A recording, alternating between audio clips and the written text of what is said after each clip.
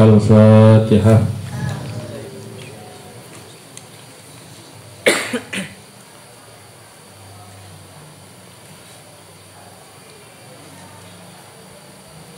Bismillahirrahmanirrahim. Qala al-musannifu rahimahullahu ta'ala wa nafa'ana bi 'ulumihi fid dharain amin.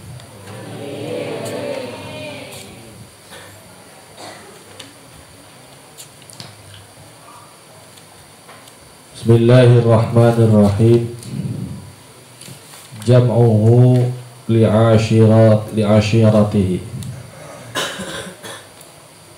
Utawi iki iku olehe ngumpulaken Kanjeng Nabi. Utawi iki iku olehe ngumpulaken sapa Kanjeng Nabi.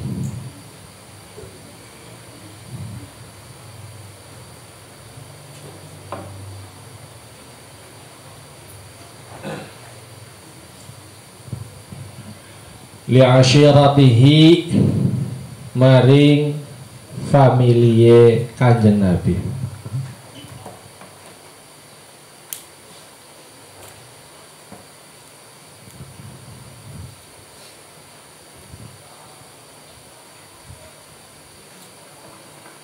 Li'ashiratihi maring familine Kanjeng Nabi.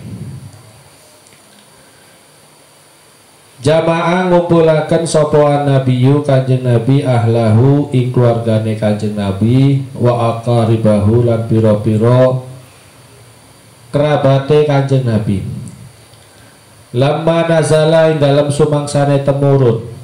Lamma nazala ing dalam sumangsane temurun alaihi ngatasé Kanjeng Nabi apa qauluhu ta'ala dawi Allah taala wa'dhir ashiratakal aqrabin, yaiku lafat wa anzir ashiratakal aqrabin. Wa anzir maknane ya, ma'anzir lan meden-medenana sira Muhammad. Wa anzir lan meden-medenana sira Muhammad ashirataka ing sanak familine sira. Al aqrabina kang pira-pira kang parek kabeh, kang pira-pira kang parek kabeh.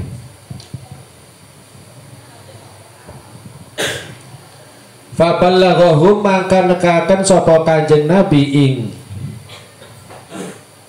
ahlahu. Faballaghahum mangka nekaken sapa Kanjeng Nabi ing ahlahu risalah tarabihi ing risalahe pangerane Kanjeng Nabi. Risalah tarabihi ing risalahe pangerane Kanjeng Nabi. Wa anzarahum lan meden-medeni sapa Kanjeng Nabi ing ahlahu. Wa anzarahum lan meden-medeni sapa Kanjeng Nabi ing ahlahu adzab yaumin ing siksaane dina kiamat adimin kang banget atau adimin kang agung.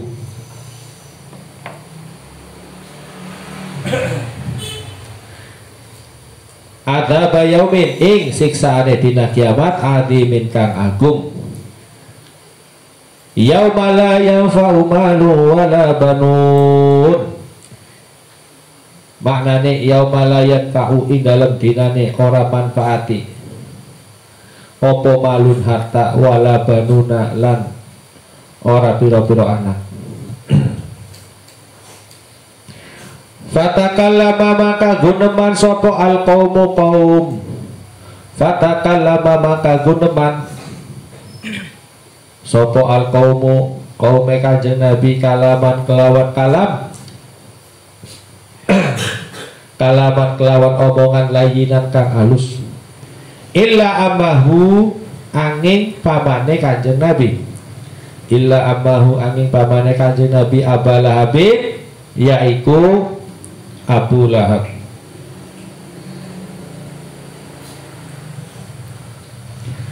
Alladzi kana kang ana sapa amuhu iku aduwahu musuhe Kanjeng Nabi al asyadda kang paling abot. Kana alladzi kana kang ana sapa amuhu iku aduwahu musuhe Kanjeng Nabi al asyadda kang paling abot. Fa innahu maka setuhune ammuhu atau fa innahu maka setuhune pamane Kanjeng Nabi iku rodda nolak sopo pamane Kanjeng Nabi. Roddan kelawan nolak temenan. Roddan kelawan nolak temenan. Kobihan kang ala. Wa tolabalan merentah sopo ammuhu atau watola balan merintah sopo pamane Kanjeng Nabi minhum saking kaum al qabdo ing nangkep alaihi ing atase Kanjeng Nabi. Al qabdo ing nangkep alaihi ing atase Kanjeng Nabi. Faqala maka dawulahu maring Kanjeng Nabi. Faqala maka dawulahu maring Kanjeng Nabi sopo Abu Thalibin. Abu Thalib, wallahi lanam annahu ma baqina. Wallahi demi Allah, lanamna yakti bakal nyegah teman sapa isun ing kaum lanamna yakti bakal nyegah teman sapa isun ing Kanjeng Nabi ma baqina ing dalam selagine masih tetap sapa ingsun. Ma baqina ing dalam selagine masih tetap sapa ingsun. Wallahi demi Allah lanamna annahu yakti bakal nyegah teman sapa ingsun ing Kanjeng Nabi ma baqina ing dalam selagine masih tetap sapa ingsun.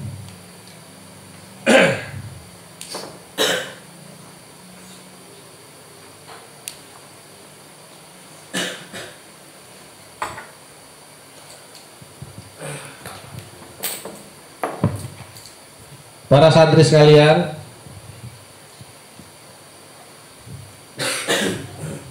materi selanjutnya adalah tentang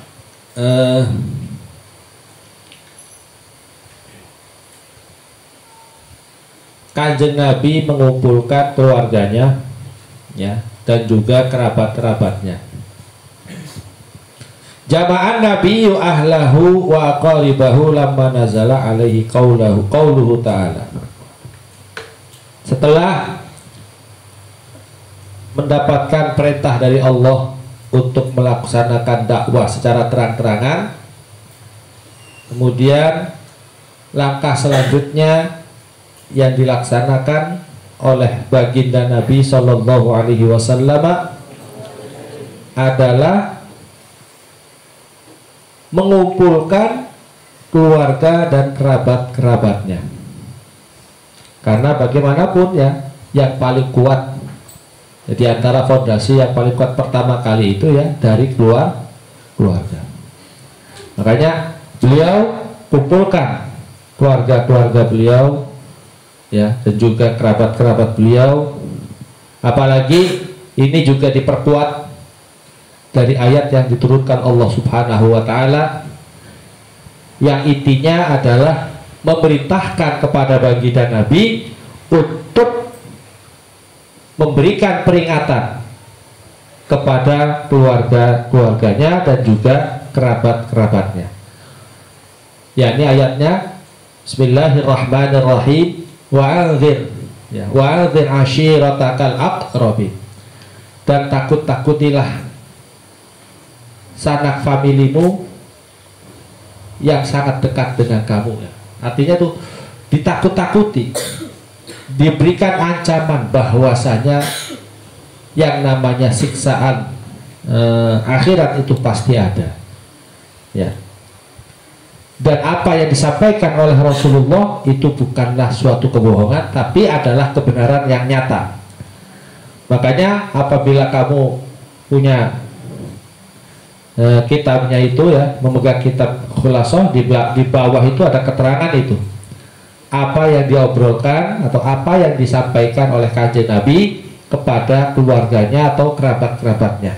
Qala lahum ya, ya, kalian tahu semua bahwasanya aku itu tidak pernah bohong, bahwa saya itu tidak berbohong, dan demi Allah kalau seumpamanya saya membohongi kalian dan juga umat manusia, maka dzatukum, saya itu tidak akan pernah berbohong kepada kalian semua. Kalau kamu menakut-nakuti, ya istilahnya ya ma gharartukum. Menipu, aku tidak akan pernah menipu kalian. Ya. Dan ketahuilah demi Allah bahwasanya tidak ada Tuhan yang pantas untuk disembah kecuali Dia. Aku ini adalah utusan Allah kepada kalian semua dan juga seluruh umat manusia. Ketahuilah bahwasanya kalian semua itu akan mati kama tanamu, seperti halnya kalian tidur. Dan kalian akan dibangkitkan oleh Allah sama seperti ketika saat kalian dibangunkan. Jadi intinya sih di situ Rasulullah menggambarkan satu peringatan bahwasanya nanti di hari akhirat itu apa yang kita punya di alam dunia tidak ada apa-apanya. Kekayaan apapun ya yang kita miliki manakala kita sudah mati, maka semuanya tidak ada gunanya. Ada enggak kalau kamu nanti ya melihat orang yang meninggal kemudian barang-barang mewahnya dibawa, rumahnya dibawa, ada?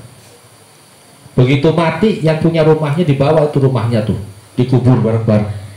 Ada enggak? Tidak ada. Makanya tadi dikatakan yauma la yanfa'u malun wala banun. Hari kiamat tuh hari di mana yang namanya harta itu tidak ada manfaat, begitupun dengan sanak famili, anak-anak itu di situ. Ya, jadi yang bakal menyelamatkan kita itu siapa? Amal baik kita, amal kita selama hidup di alam dunia. Apalagi umpamanya kita sering ya membaca Al-Quran, bahkan mungkin hafal dengan ayat insya Allah ketika ayat-ayat Al-Quran itu masuk di dalam kalbu kalian, di dalam hati kalian, disitulah nantinya Al-Quran itu akan menjaga kalian. Ya, apalagi bukan saya promosi ini, mohon maaf, saya nggak promosi. Apalagi kalau kamu menghafalkannya sampai 30 juz, karena diibaratkan kamu sudah menyimpan berkas-berkas Al-Quran, menyimpan lafaz-lafaz Al-Quran. Ibaratnya kamu sudah punya flash disk. Hatimu itu telah diisi oleh Al-Quran. Flash disknya itu hati. Jadi ketika kamu menghadapi kesulitan, oleh Al-Quran kamu akan ditolong. Ya, yang apalnya surat Tabarok saja akan mendapatkan pertolongan. Tuh, kalau nggak percaya, banyak kiai-kiai yang cerita. Walaupun saya juga dapatnya dari satu kiai, tapi memang banyak dan itu masyhur dan ada hadisnya. Bagaimana ada seseorang yang fasik, fasik itu berarti kehidupannya itu ya kurang bagus lah, jelek, ya kehidupannya fasik. Kemudian ketika meninggal didatangi oleh dua orang malaikat. Wah, ini nih suka ninin orang ya, kita kerjain nih, kata malaikatnya. Baru mau dikerjain, baru mau disiksa, itu datang amalnya. Apa? Surat Tabarok. Begitu datang surat Tabarok, kata surat Tabarok, sampai mau ngapain? Saya mau menyiksa orang itu. Loh, kalau kamu mau menyiksa orang itu, ya berarti kamu akan mengenai tubuh saya. Kamu berani sama saya? Gak berani, kata malaikatnya. Kamu berani sama saya? Gak berani. Kenapa? Karena kamu adalah kalamullah. Karena kamu kalamullah. Ya sudah, gak usah dah, gak usahlah kamu macam-macam sama ini, sama anak ini. Tapi saya harus menyiksanya karena dia fasik, karena dia amalnya jelek. Loh, tapi kalau kamu siksa dia, saya akan kena. Sementara saya sudah ada di dalam hatinya saat dia masih hidup. Ayo, mau ngomong apa kamu? Makanya setelah itu berdebat, akhirnya kedua-duanya ya, baik amal surat Tabarok ataupun malaikat bongkar dan nakir matur kepada Allah. Ini ada persoalan apa lagi? Ada orang fasik ya Allah, dia ini amaliyahnya jelek dan kami tidak menyiksanya, tapi terhalang oleh ini nih sama Tabarok. Terus kata Allah, gimana Tabarok? Maumu apa itu maumu? Mau saya, ya sudah, nggak usah kau siksa ini orang ini, karena ketika orang ini kau siksa maka akan mengenai saya. Sedangkan ada sebuah hadis ya, kalau nggak salah di situ dikatakan bahwa seseorang yang di dalamnya itu sudah terdapat Al-Quran, maka tidak ada satupun yang berani untuk menyiksanya. Kamu benar, ya sudah, apa kata kamu aja, kata Allah Subhanahu wa ta'ala. Akhirnya selamat, nggak ditanyai apa-apa sama malaikat dan nggak disiksa oleh malaikat. Kenapa? Karena tertolong oleh amalnya surat itu, baru surat Tabarok. Apalagi yang kamu hafal sampai 30, waduh, pasukannya sudah banyak itu. Nah ya, makanya begitu disampaikan oleh Kanjeng Nabi tentang keadaan akhirat, tentang kehidupan setelah kematian, fatakallamal qaumu kalaman layyinan, banyak yang masih mencibir dari apa yang sudah disampaikan oleh Kanjeng Nabi Shallallahu Alaihi Wasallam. Sebagian dari keluarganya Kanjeng Nabi memang ada yang mengomentari, ya, mengomentari pernyataan beliau, ya, walaupun mungkin ada yang bahasanya halus, ya, bahasa halus, bahasa lemes, tapi ya masih nampak terlihat sangat berat untuk melepas keyakinan mereka pada saat itu. Ya, makanya di situ dikatakan fatakallamal qaumu kalaman layyinan. Ya, adapun kaum mereka ketika mengomentari pernyataan baginda Nabi, mereka berbicara dengan bahasa-bahasa yang lemes, dengan bahasa-bahasa halus. Ya, walaupun sebenarnya dari pihak mereka juga seperti ada penolakan, tapi ada satu orang yang menolaknya itu luar biasa, bahkan sampai menghina Kanjeng Nabi Shallallahu Alaihi Wasallam. Dan itu adalah pamannya sendiri, Abu Lahab. Bahkan Abu Lahab ini memerintahkan kepada mereka yang hadir pada saat itu untuk menangkap Kanjeng Nabi. Muhammad ini sudah berani mengganggu tradisinya orang-orang kita, tangkap saja orang ini. Oh, karena sudah membuat resah. Dan ini yang mengucapkan adalah Abu Lahab. Makanya Abu Lahab ini merupakan salah satu musuhnya Kanjeng Nabi yang paling berat. Ya, beratnya ya karena yang menjadi musuhnya Kanjeng Nabi itu adalah keluarganya sendiri, pamannya sendiri. Makanya dianggap paling berat. Ya, nah, begitu Abu Lahab menyatakan demikian, tangkap Muhammad. Nah, salah satu pamannya yang lain, yakni Abu Talib, menahan, melindungi dan menjaga Kanjeng Nabi Shallallahu Alaihi Wasallam. Selagi nyawa masih dikandung badan, aku tidak akan pernah menyerahkan Muhammad kepada kalian. Nah, ini salah satu ucapan yang disampaikan oleh Abu Talib. Selagi saya masih ada, masih hidup di alam dunia, maka tidak ada satupun yang berani untuk menyentuh Kanjeng Nabi. Makanya Abu Talib adalah salah satu pamannya yang paling sayang kepada Kanjeng Nabi. Beliau sangat menjaga Kanjeng Nabi, walaupun ya dari beberapa riwayat-riwayat yang ada dikatakan beliau tidak beriman, ya, tidak menyatakan Islam kepada Kanjeng Nabi. Tapi komitmennya itu beliau tetap menjaga sampai akhir hayat dikandung badan, istilahnya seperti itu. As'ilatun utawi iki kupitakona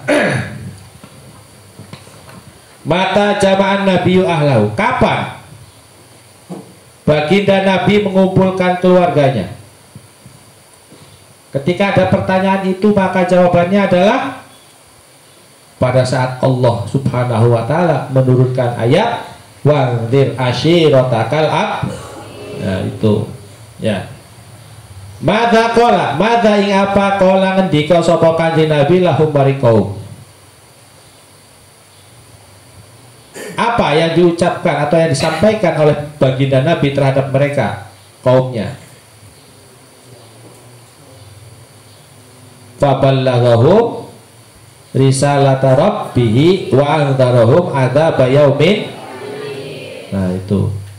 Beliau menyampaikan risalah-risalah kenabian yang disampaikan dari Allah Subhanahu wa taala dan juga membuat satu peringatan tentang siksaan hari kiamat yang begitu menyakitkan. Nah, itu. Mata, kenapa?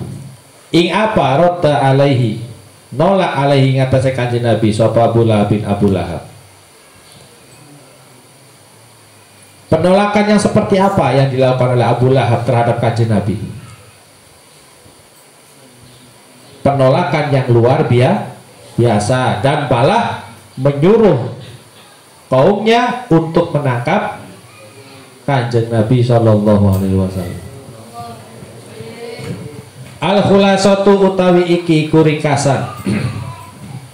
Lama nazala ing dalam sumangsane temurun alaihi ngatasé Kanjeng Nabi apa qauluhu ta'ala dawe Allah ta'ala wa'anzir ashiratakal aqrabin, wa'anzir lan meden-medenana sira Muhammad ashirataka ing sanak familine sira al aqrabina piro-piro kang kerabat, piro-piro kang kerabate Kanjeng Nabi. Jamaah maka ngumpulaken sapa Kanjeng Nabi ahlahu ing ahline Kanjeng Nabi wa aqribahu lan piro-piro kerabate Kanjeng Nabi wa ballaghahum lan nekaken sapa Kanjeng Nabi ing kaum risalah rabbihi ing risalah pangerane Kanjeng Nabi, ing risalah pangerane Kanjeng Nabi.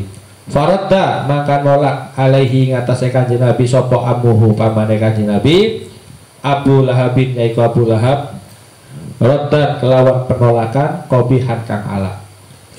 Begitu turun ayat Al-Quran yang berbunyi wa anzir ashiratakal aqrabin, baginda Nabi Shallallahu Alaihi Wasallam mengumpulkan keluarganya, kerabat-kerabatnya, dan beliau menyampaikan risalah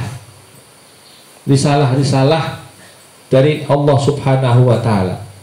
Tapi pada saat itu pamannya Abu Lahab melakukan satu penolakan yang luar biasa. Bahkan beliau mengancam ya dengan mengajak kaumnya untuk menangkap Kanjeng Nabi Shallallahu Alaihi Wasallam. Kira-kira ini salah satu kesimpulan dari materi kita pada pagi hari ini. Mudah-mudahan kita semua mendapatkan syafaat dari baginda Nabi Shallallahu Alaihi Wasallam. Ta'assubur Quraisyin ala Nabi Sallallahu Alaihi Wasallam. Wallahu a'lam bishawab. Al-Fatihah.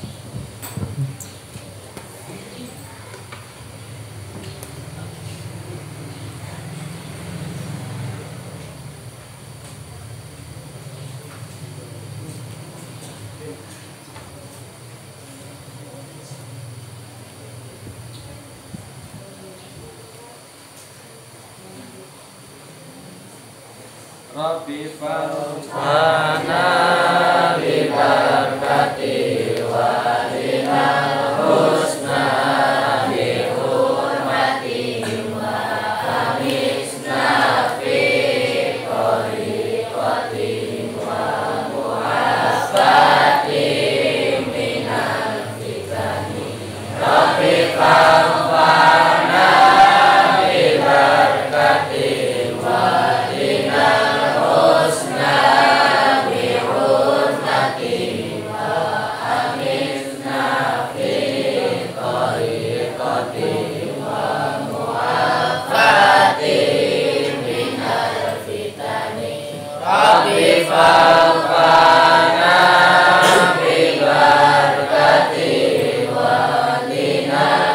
Allah